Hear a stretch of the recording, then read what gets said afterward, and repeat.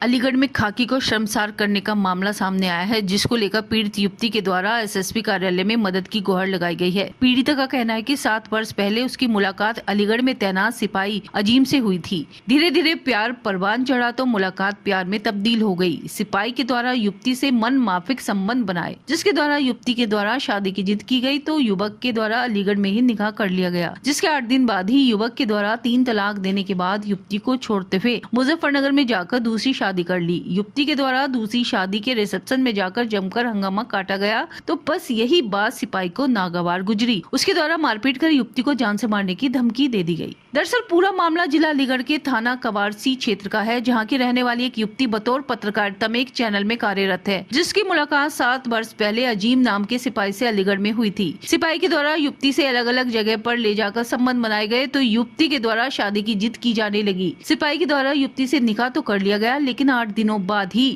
युवती को छोड़कर अपने गांव मुजफ्फरनगर में जाकर उसने दूसरी युवती से शादी कर ली। जब यह बात युवती को पता चली तो वह पीड़िता के द्वारा आरोपी सिपाही के खिलाफ अलीगढ़ एसएसपी को शिकायत पत्र देते हुए कार्रवाई की मांग की गई। पूरे मामले पर एसपी ग्रामीण कार्यालय से न्याय का आश्वासन मिला। अब देखना होगा कि शादी का झांसा देकर संबंध बनाने वाले आरोपी के खिलाफ किस तरह की कार्रवाई अलीगढ़ पुलिस के द्वारा अमल में लाई जाएगी।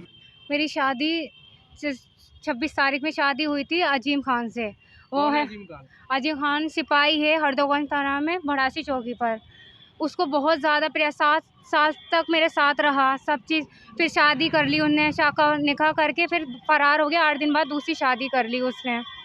अब मुझसे कह रहा है कि निकाह करने के बाद भी मुझे नहीं रखना, 3 तलाक दे के अपने घर चले गया, दूसरी बीवी के साथ रह रहा है।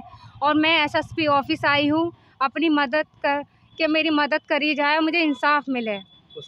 मेरी फेसबुक से ही ताल्लुकात हुए थे उससे, और जब वो इखलास चौकी पर था। शादी मेरी अभी हुई है दिसंबर में, 26 दिसंबर में। 7 साल से बस रह रहा था, संबंध थे। शादी की आपने कोर्ट मैरिज किया? नहीं, कोर्ट मैरिज नहीं, निकाह हुआ था मेरा। निकाह हुआ? जी।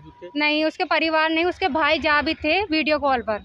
अच्छा। हाँ, जाबिद भाई से बात हुई थी, उसका बड़ा भाई है उसने ही। और वो अब धमकी दे रहा है, नहीं अपना फैसला वापस ले, कुछ कार्रवाई करी तो मार दूंगा जान से। मैंने इंस्टा पर वीडियो वो लगाए थे, फोटो अपनी शादी के।